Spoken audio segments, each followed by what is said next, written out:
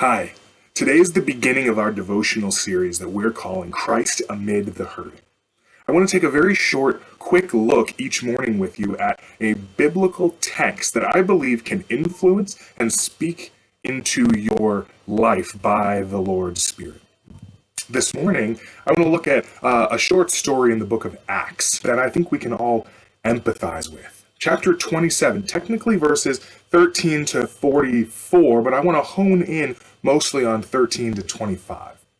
This is Paul and Luke and 275 other people on a ship, probably a grain ship, crossing northward from Alexandria, Egypt, across the Mediterranean Sea to the city of Rome.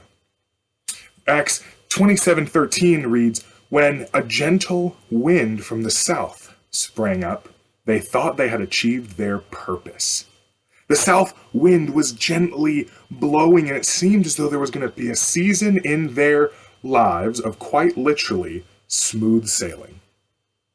These people had a purpose in mind, a destination they were headed, and a gentle wind was pushing them along, and it was an indication to them that they would make it.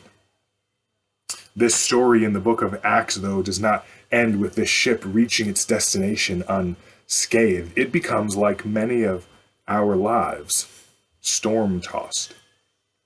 Seasons of our lives seem like the gentle south wind blowing through our sails, where everything seems to be working out. It seems like we're getting ahead financially, emotionally, relationally. Seems like the blessings of God are manifesting themselves in our lives left and right. It seems in these times that we will achieve our purposes.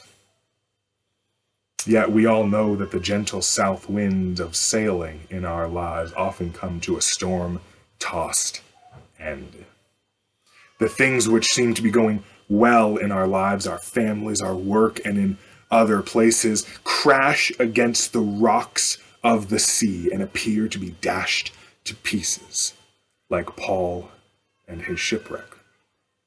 In this narrative, though, Paul had other information for the sailors. An angel spoke to Paul in a dream. He's having a dream, and an angel spoke to him and says this, "Don't be afraid, Paul. Don't be afraid." Why? "It is necessary for you to appear before Caesar, and God has graciously given to you all who are traveling with you."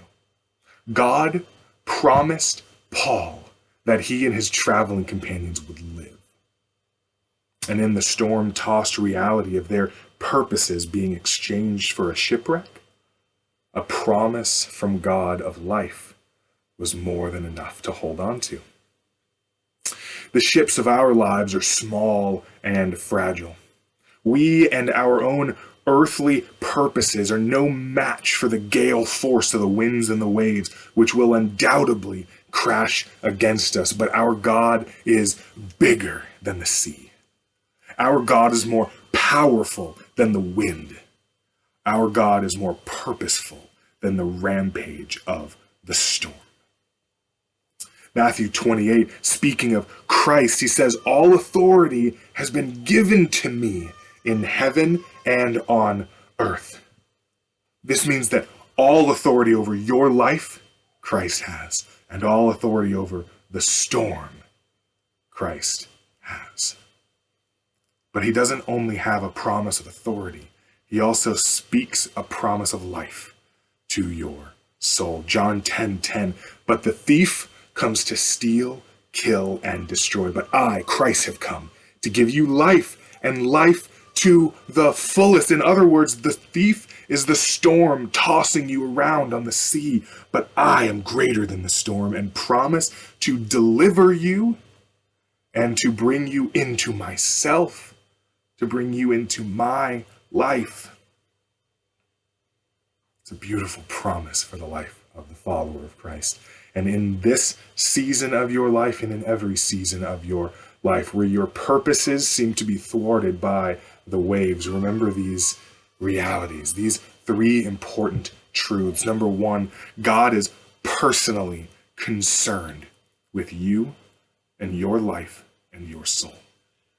Number two, God possesses a powerful ability to deliver and protect you through your storm-tossed life.